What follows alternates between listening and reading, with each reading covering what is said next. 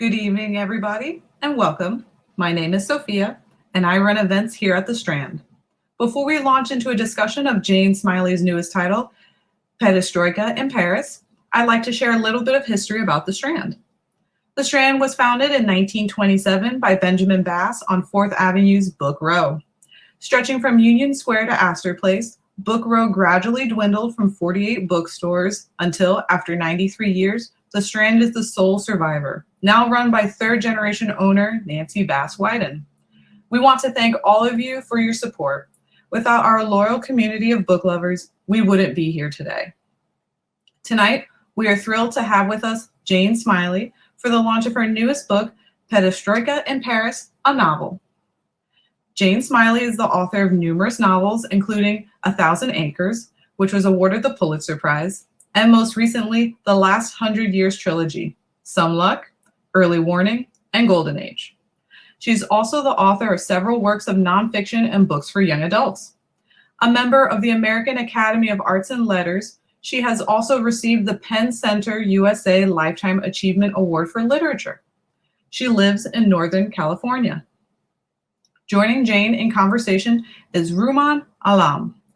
Rumaan is the author of the novels Rich and Pretty, That Kind of Mother, and the New York Times bestseller Leave the World Behind.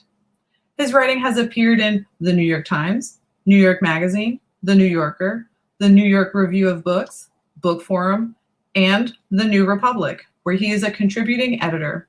He studied writing at Oberlin College and lives in New York with his family. So, without further ado, please welcome Jane Smiley and Rumaan Alam to the stage. Here we are. Congratulations on Perestroika in Paris. Thank you.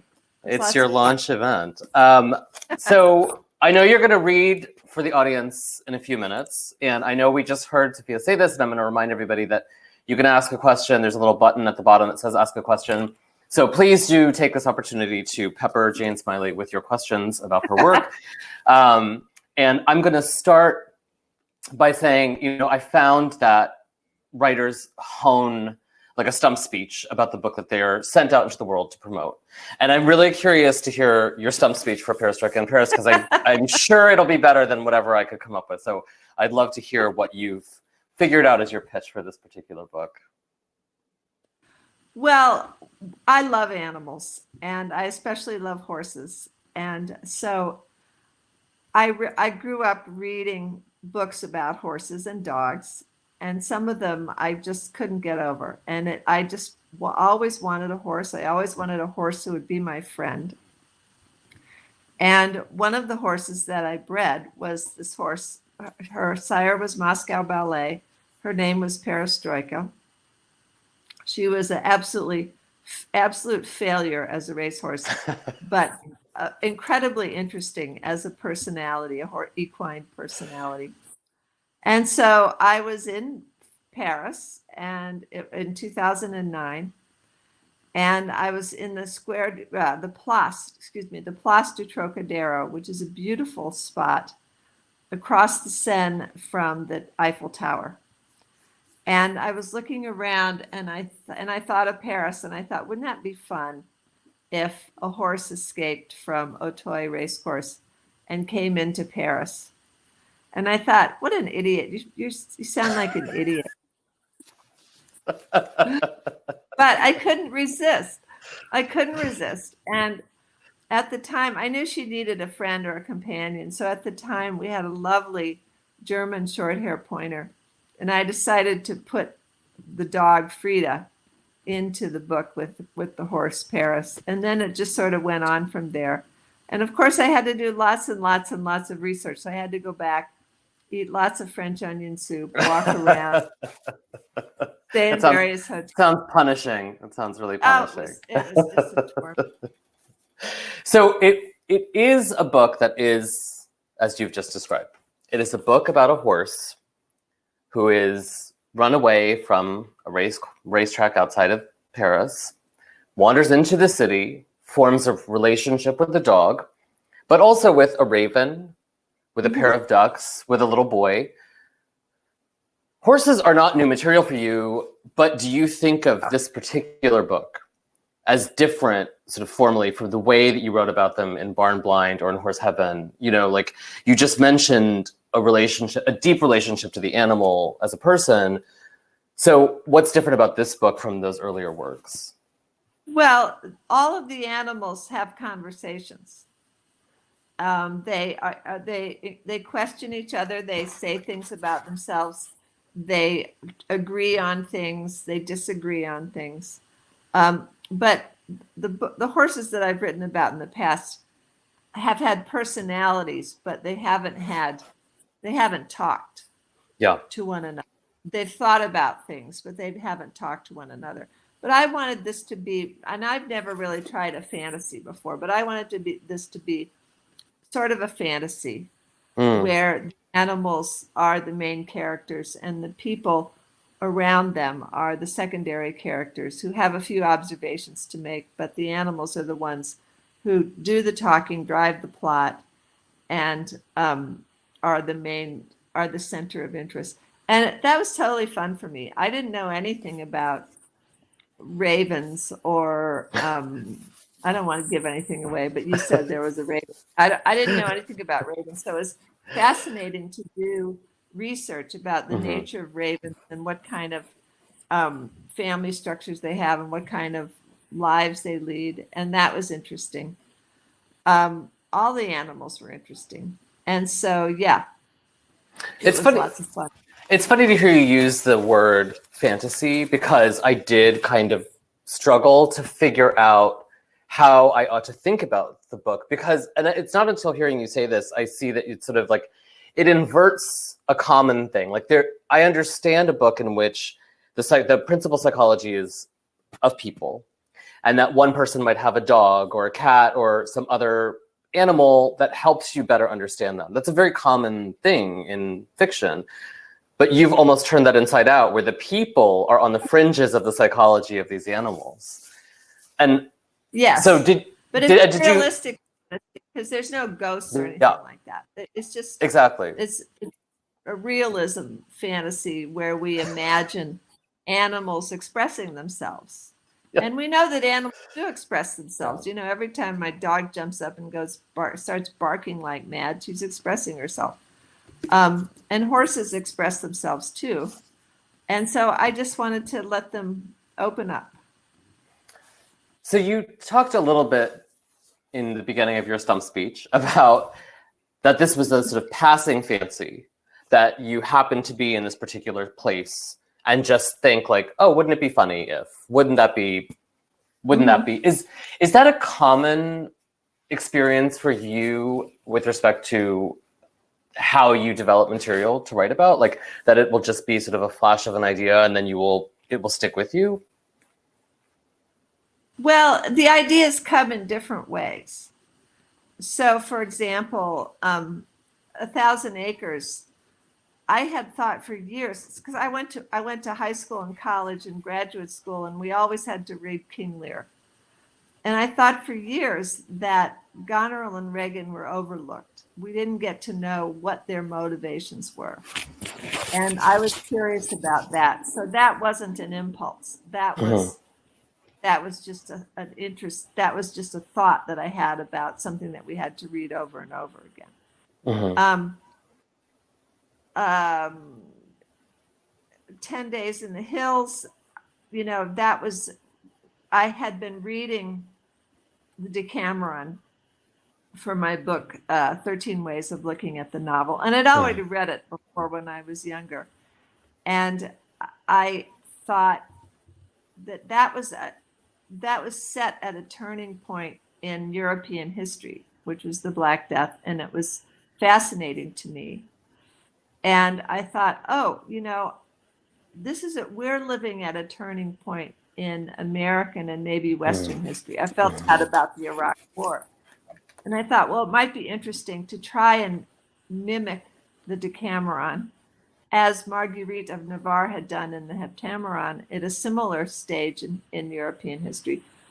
And so that was more like an experiment. But other books I've written have not really talked about previous material. They've just been about things that interested me, or things that I learned about that had happened. And Mhm. so impulses just come, and if it's a good impulse, that means that it interests me enough for me to sort of look into it. When you started following that impulse, though, so you said it was 2009 and you were in Paris. When you started following that impulse, did you understand where it would take you, or were you surprised by where it took you? I did not understand where it would take me, and that was the pleasure of it. Hmm. I let the horse sort of follow her own instincts. Yeah. I knew she had to. I knew she was going to defecate. I knew that she could not hide out in some kind of cubbyhole because she had to be active. And so, fortunately, right across from the Place du Trocadero is the Champ de Mars, which is a huge open space that was actually originally a training ground for the military school at the far end of the Champ de Mars. So I thought, well, if any place is a decent place for a horse to escape to, then it's the Champ de Mars. We couldn't get her into Montmartre. We couldn't get her Right. to Montparnasse, but we can get her into the Champ de Mars. So the key is you have to find some place that is interesting and also plausible. Mhm. And you have to try and mesh plausibility with interest. So, and that kind of keeps the reader going. It's again that funny tension between, you used the word fantasy before, but it is a work of realism. Like, it is a horse, it has to be in a place that it could fit. It has to be hiding in a place that a horse could hide. Yes. This seems like the perfect moment to ask you to read a little bit from Perestroika in Paris so we can hear some of your words. Okay, I'm gonna have to take my glasses off because I can't read and see at the same time. Okay, this is at the end of the third chapter, and this obviously at this point the question in my mind as an author was what do the people think of this? And so this is a paragraph about one of the people that sees Paris. There was a human who knew that a horse lurked about the Champ de Mars. He had seen her the first morning inside the fence around the north pond when she stretched out and snorted and hoisted herself to her feet, then made her way to a bit of grass half hidden by some bushes. His name was Pierre, and he was the head gardener of the Champ de Mars. Pierre loved the Champ de Mars, thought it was the oddest spot in Paris, out west, right along the Seine, far enough to have begun as a 100-hectare training ground for the students in the École Militaire, then large enough to host horse racing before that moved to Longchamp, and then to host what was now called a World's Fair, not to mention the Tour. It was full of grass and trees and gardens and cars and ponds and trash. Pierre did the best he could with that. Over a kilometer long and half a kilometer wide, peaceful sometimes, busy other times, especially in the summer, but not as much now in the late fall. That first evening, he'd watched the horse for a while, and his immediate instinct had been to have her caught and vanned away. But she was a beautiful horse, a rich bay with a long tail, a thick mane, and large, expressive eyes. And the more he looked at her, the more he thought that, at least for now, she gave the Champ a certain style. Every landscape needs a figure in it, perhaps especially a figure that is only intermittently visible, that is mysterious and alert. He caught sight of her often and watched her when he could. He saw from her footprints and her manure that she was jumping out of the fenced area to graze in the evenings. Perhaps the tourists didn't notice her, or if they did, thought that because she was inside a fence during the day, she was provided by the authorities as a picturesque gesture. Perhaps his employees did notice her, but it was not for them to say anything if he didn't. So everyone wordlessly shoveled up what she left as they cleaned up after dogs and cats and birds and foxes and once an ocelot that had escaped from its owner on the Avenue de Suffren, a much more troublesome beast than a horse. Pierre knew he should wonder where the horse came from and report her. But for now, he reassured himself that he was not in animal control, and if they wanted her, they could come look for her themselves. I got very fond of Pierre, and I enjoyed writing about him, but I came to feel that way about all of the, wrong glasses. Came to feel that way about all of the human characters as well as all the animal characters. I enjoyed writing about them, and so it was fun. I think that was a good part to read too, because I feel like at this moment, Pierre occupies the same place as the reader, which is that he's seen the horse and he knows it's not his job to question what the horse is doing there. I think that I had the same experience where you're reading the book and you think, well, it's not my place to question why I'm reading a book in which the animals are talking to one another. I'm just going to accept that as the story that is being given and work. We'll see where this goes. So I think that's sort of an important relationship between the reader and Pierre. Good. Hearing you read that, you have a real command over the Parisian geography. You know, because of Private Life, which is a book that I love, and 10 Days in the Hills, which you know is a book I love, I associate you with California. But your work has wandered across the globe. But I wonder if you could tell me, why Paris and what your relationship is to Paris as a city. My relationship to Paris as a city is just as a tourist. But I went there the first time when I was on a sort of hitchhiking tour around Europe in 1971 with my husband at the time. And we had been in England for a while, and then we went to France, we went to Paris, and we did a little bit of work at the bookstore in Paris. I don't know, it's a famous one. I can't remember where it was, but it allowed you to sleep there if you did some work. And so that was when I first went to Paris. Of course, I thought it was fascinating. And then over the years, I've gone there, probably 8 or 9 times. And every single area in the city is interesting. And so I wouldn't say that I have a special relationship to it, but it's a fascinating city, and whoever has been there probably thinks so. Mm-hmm. So I don't know what else to say. I can feel your affection for it in the depiction of it. I can feel as the animals are sort of wandering the geography that the author is talking about the things that feel especially special about Paris, specifically the kinds of small shops that are part of the streetscape there, the incredible old private homes that are still part of the landscape there. Like those really loom large in this story, and it seems like you're satisfying your own desire to wander into that geography in this book. Yes, but also the wilder parts of Paris. You don't think they're going to be them. You don't think there are going to be wilder parts, but the Champ de Mars isn't the only beautiful park. There's a wonderful botanic garden, and there's an herb garden and I like those aspects of it too. Mm-hmm.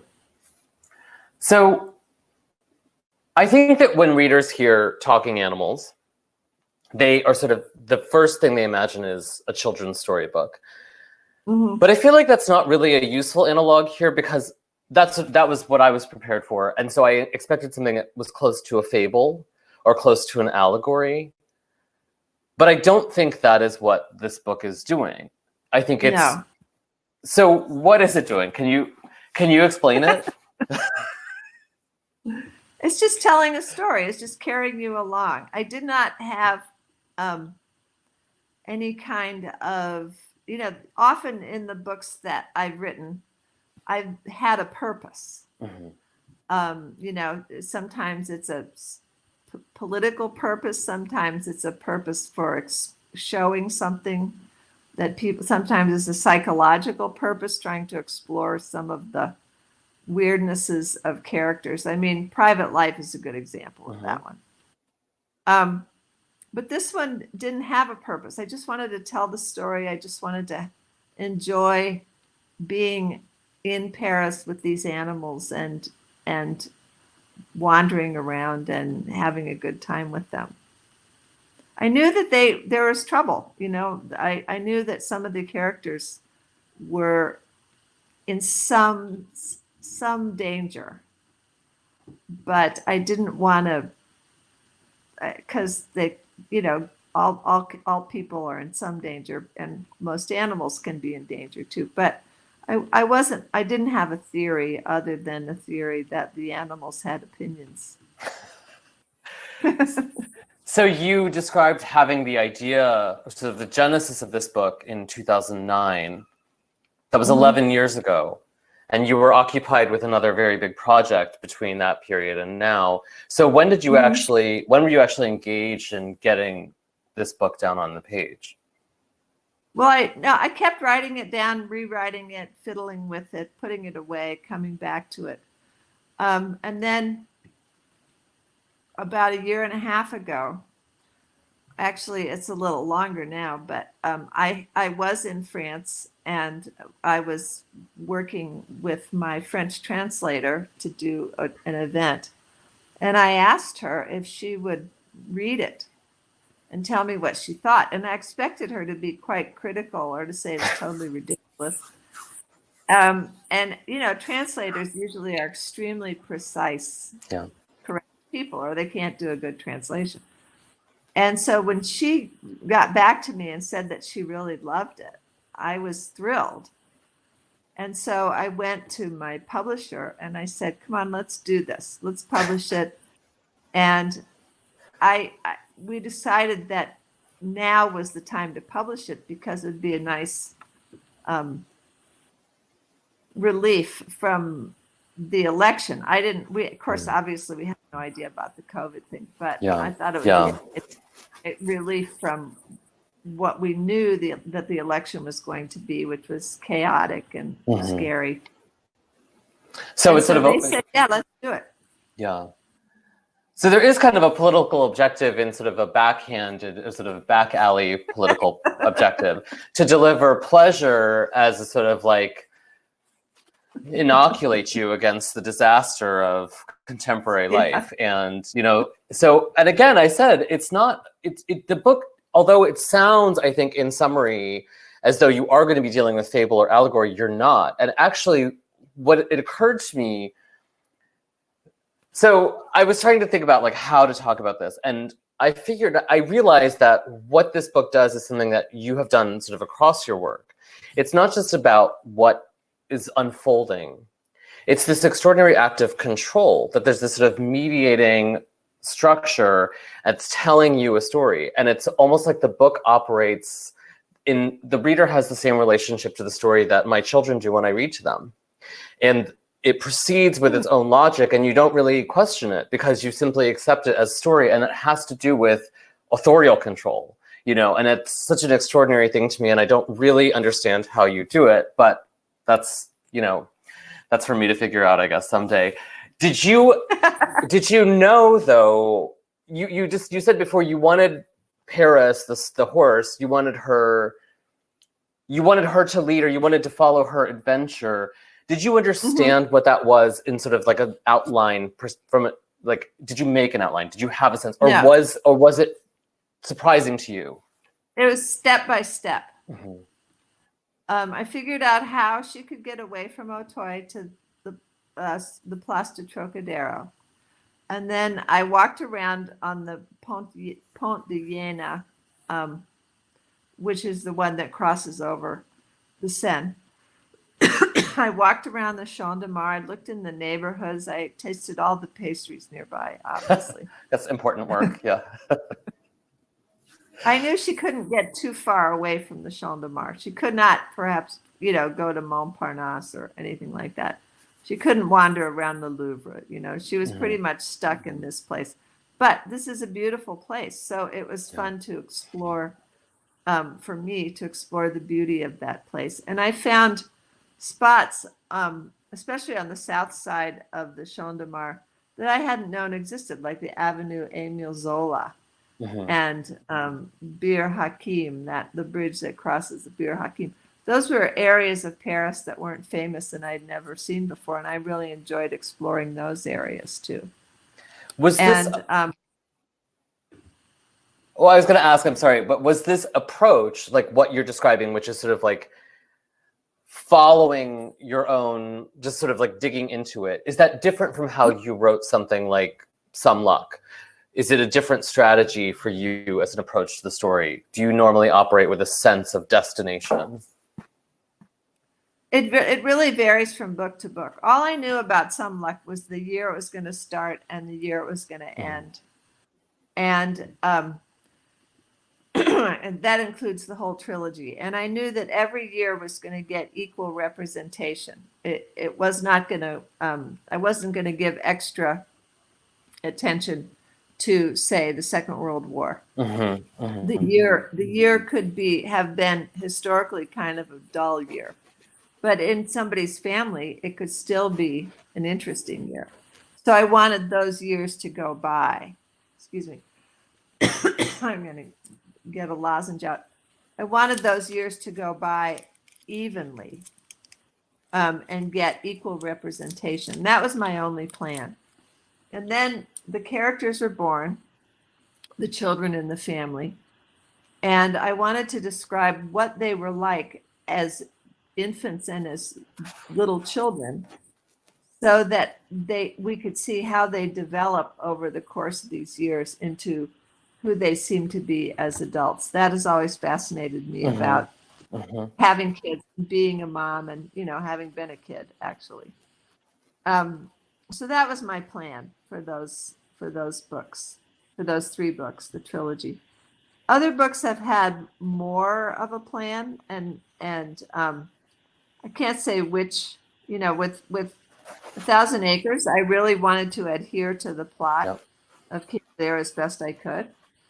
And with Duplicate Keys, my murder mystery, I knew it actually had to be a murder mystery. And everything I knew about murder mysteries I'd learned from Agatha Christie. So yeah, I knew it was going to be not a very scary murder.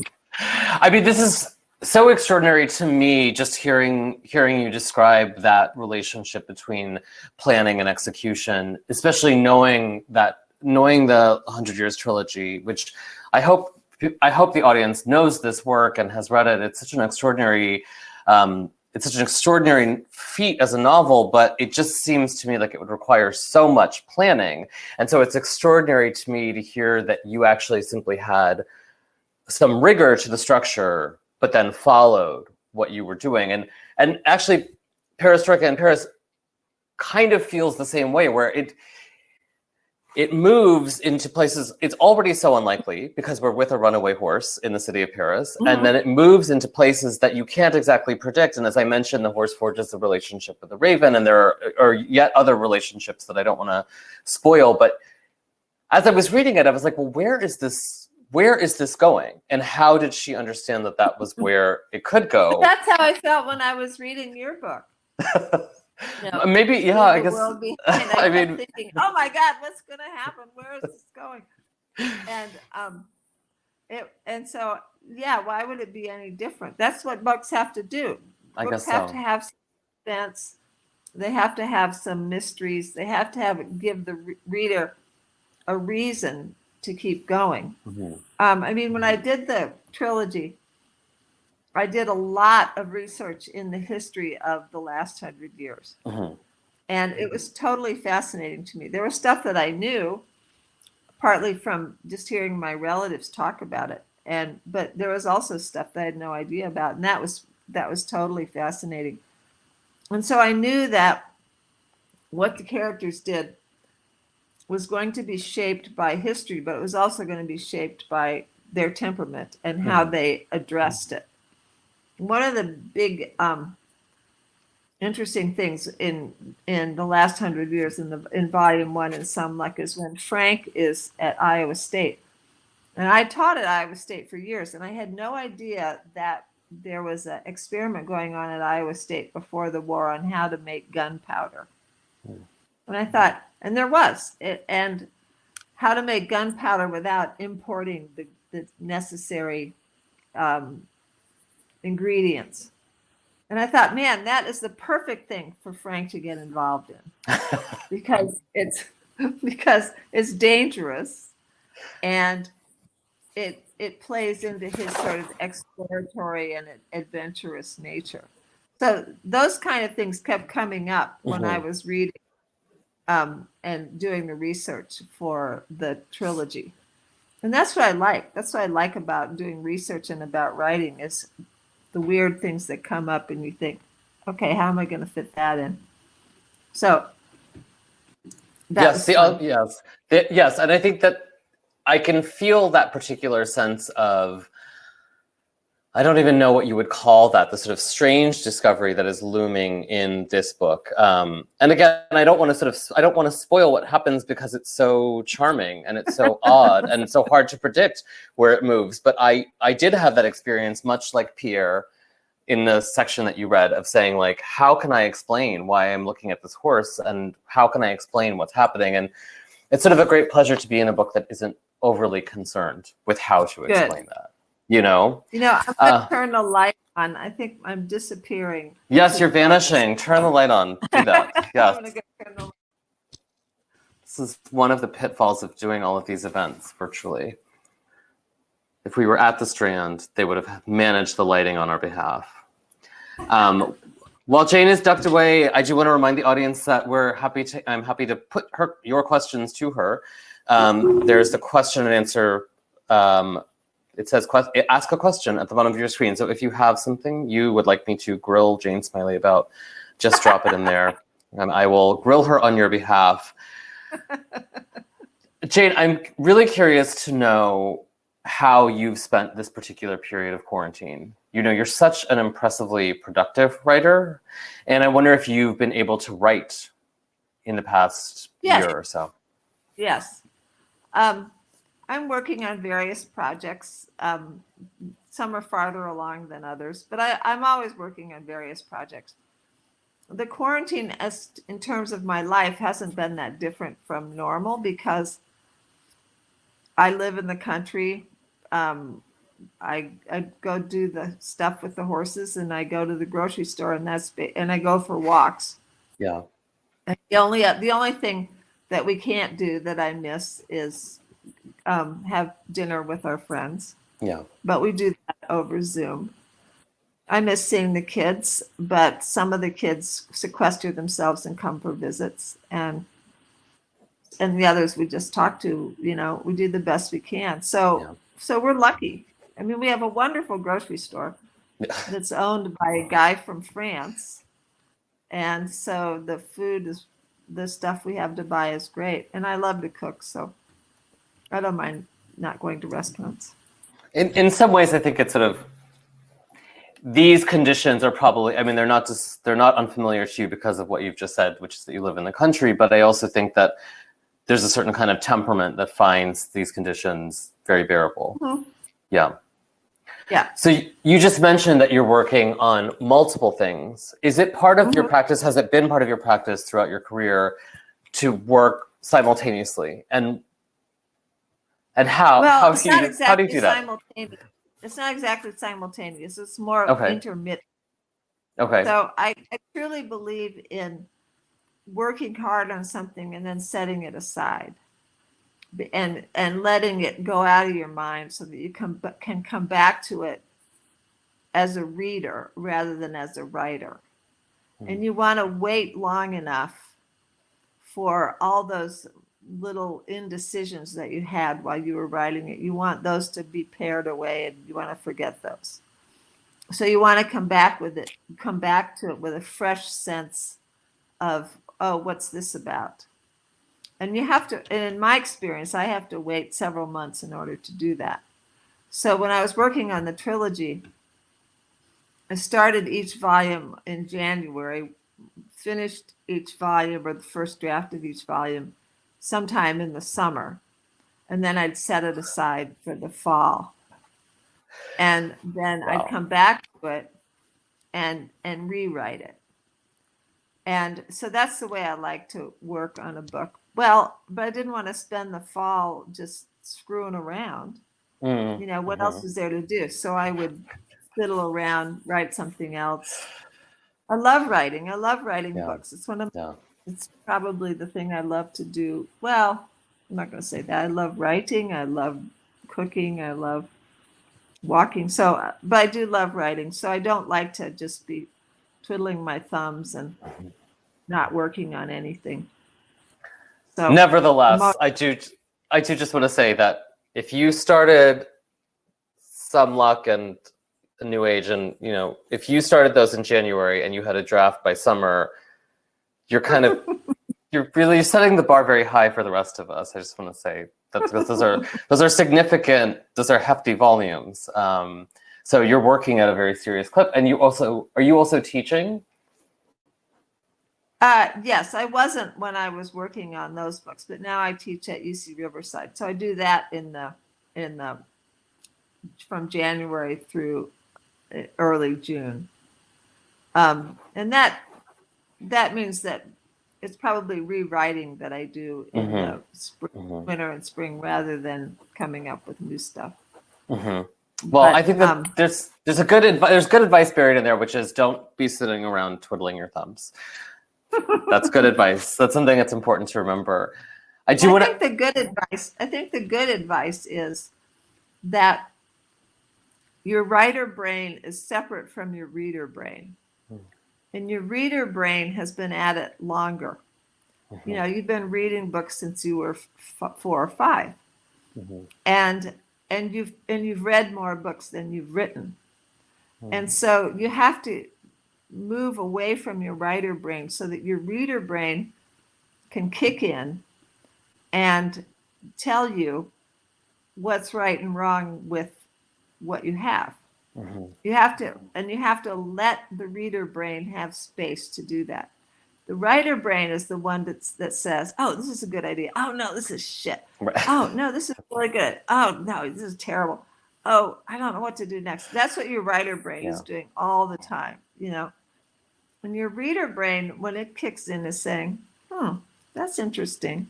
I sure wish I knew a little bit more about this part. Oh, yeah. Oh, I really like this part. This part could be cut. That's what your reader brain is doing. And so you have to give the reader brain space. That is really, you make it sound so straightforward. I want to ask you a question from our audience, which is about your ability to write inside of the head of an animal. Did you find that difficult or a departure from writing about the psychology of a human being? No. I've been riding horses for a long time. And when I came back to riding about 25 years ago, I knew that A, I had kids, B, I was old, and C, I was clumsy. And so the main thing that I had to do was figure out a way to understand what the horses were feeling and thinking so that I could figure out how to stay on and not fall off. And that gave me really a lot of interest in observing horses, in reading about horses, in reading what other people observed about them, in paying attention to my instructors. Not that my instructors were telling me what they were instructing me to do, but what their theories about horses were. And so I came to see that every horse is extremely complex and also idiosyncratic. And so you have to pay attention to the idiosyncrasies of the horse you're on. And basically, it was one step from there to giving thoughts to the horse, and then another step from giving words to the horse. So it wasn't hard. And all of my horse friends do the same thing. We talk about what the horse is thinking. If the horse does something unusual, we say, why do you think he did that? And then we talk about why we think he did that. And so it's not very hard as far as a horse is concerned to go from one to the other. And then once you've got your talking horse and there's your dog, well, you know how dogs think. Dogs, you can have a talking dog, and then there you go. There are talking animals everywhere. I should have had insects. I should have had some talking ants, but I didn't. So you mentioned earlier that part of the sort of genesis of this book, or part of the way it came out into the world, was that you had given it to your French translator to look at an early draft. How important is it for you to have, like, who are those readers for you? Who are the other sort of people? Like, do you have an editor you've worked with for a long time? Do you have a reader you rely on whenever you're engaged in a project? So who, besides your reading brain, which you talked about, like, who are the other people who help you in this process? Well, the main one is my husband. So if I'm working on a book, he likes me to read to him. So I read to him what I write something on one day, so maybe 1,000 words, a little more. And then I read that to him the next morning. And he gives me ideas about, whether it sounds plausible or whether, but I also am noticing, one of the things I have noticed is that when you're reading something aloud, you notice things that you don't notice when you're reading it quietly. So that gives me a chance to change grammar, to change spellings, to change wording, stuff like that. And it also gives me energy for going on with whatever it was that I just read aloud. So that's been a great boon. I love that. I have a very good friend who was my editor for my first 2 books. And she got out of the business, but she still loves to read my stuff. So she's been a great friend, and I give her drafts of stuff to see what she thinks. My editor at Knopf is now, she now is no longer an editor at Knopf. She's now a publisher at Random House, but she was my editor for a long time, and she edited this book and a lot of other books, and so she's been great, and my agent has been supportive. So I'm surrounded by people who have been supportive and helpful in every way. I do think that there is often like a misperception about like the solitary, like it's solitary work and it is your name on the book and it is your work, but that there are all of these important web of relationships behind that to get to the finished work. Yeah, because you want to know how somebody outside of your head sees the book. Mm-hmm. And you don't want to take offense when they don't understand something. You want to use that opportunity as a way to learn about things. That's what I tell my students. When they bring their work to class and they show it to other students, what the other students have to say should be educational for them, rather than they shouldn't resent it. Now, I don't allow criticism. I only allow analysis in class. But what I want for the student is to become more and more interested in each story that they're writing. I don't want them to say, "Oh, this is so great, and I never have to do this again." I want them to say, "Oh, this is interesting. Oh, yeah, this is interesting. This is like a puzzle. This is fun. I like doing this." That's what I want for my students, and that's why I like it myself. So do you feel like you had that experience with this book where there is something in it that you want to explore further in future work? No idea. We'll see. Yeah. You can't answer yet. Yeah. Well, my friends and I, ones who've read the book, we joke around about what the sequel would be. And, but there's a character in this book of an older French woman, and I had a lot of questions about her, and I would have happily read, I guess that would be a prequel really, to understand. That would have to be a prequel. Yeah, but I had a lot of questions about who she was, and I wanted to understand her. It's clear from talking to you, especially in the green room, I got to talk to you for a few minutes before we started. It's clear to me that you are a big reader. And I'm wondering, you mentioned you've been busy during this period of quarantine, you've been writing, but what have you been reading? Well, I read your book, Leave the World Behind. I read a book called The Knockout Queen by Ruth Thorpe, who was another interviewers. I read this book, I Tituba by Marie Kondo, which I'd had lying around for years and I hadn't read it before. And finally I just picked it up. I thought it was totally fascinating. And I really like that. And I'm assigning that one to my students also. What am I reading? I reread Animal Farm, which when I was a kid, I thought Animal Farm was a fantasy novel. I didn't understand why the horses didn't get more attention. So I reread that, and I realized more the things that Orwell had to say were actually more sophisticated than I had thought when I was 11, And there are a lot of books that I'm reading. I skip around also. I don't read one at a time. I skip around. And you're able to read. You're able to be in the mode of reading for pleasure, reading before bed, but also be engaged in writing your own work. The two don't. There's no tension between the two for you. Never. No, there never has been. No. Being a reader just comes so naturally to me that I don't think I could actually write anything without, reading also. Yeah. There is a question here that is a question that I had also when I was reading this book, and it's embarrassing, but I do want to hear you just say it. Are Sid and Nancy in this book named after Sid Vicious and Nancy Spungen? Yes, yeah, they are. Okay, all right. It's satisfying to have that confirmed.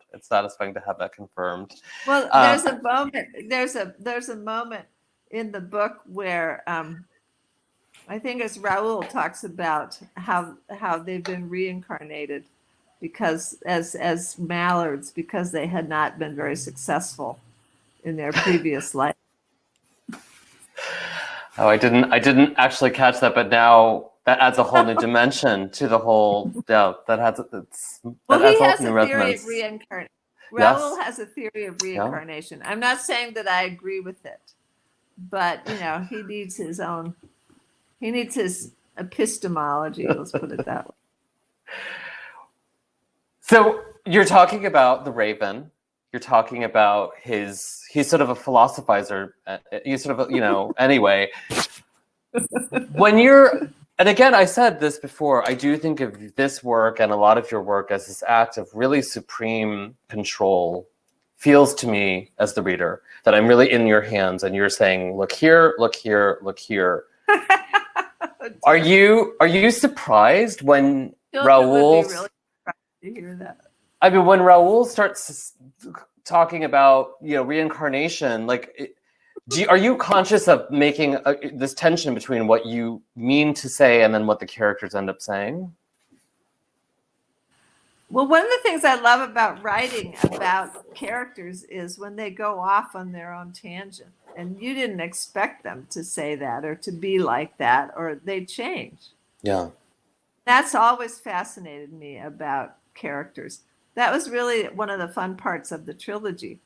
I had these little babies. I knew what they were like as babies. They went out and they grew up and went out into the world. And I was a little surprised by some of the things or some of the ways in which they changed after they saw the world. And all of the characters who were complex fascinated me in that way. I didn't plan for them to do certain things.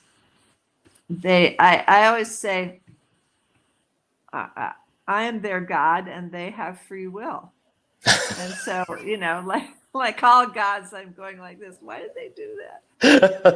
But that's the fun part.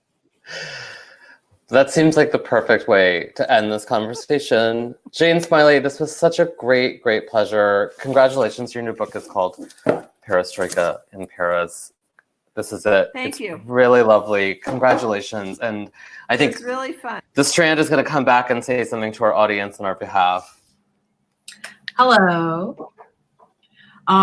Thank you, our wonderful audience, for joining us tonight. Thank you, Jane and for joining us. Is there anything you both would like to say to our audience before you depart for the night? Wear your mask. Yes, wear your mask and keep 6 feet. Yeah. And read a book. Read a book. If you haven't already, there's a link at the bottom of your screen to purchase Perestroika in Paris.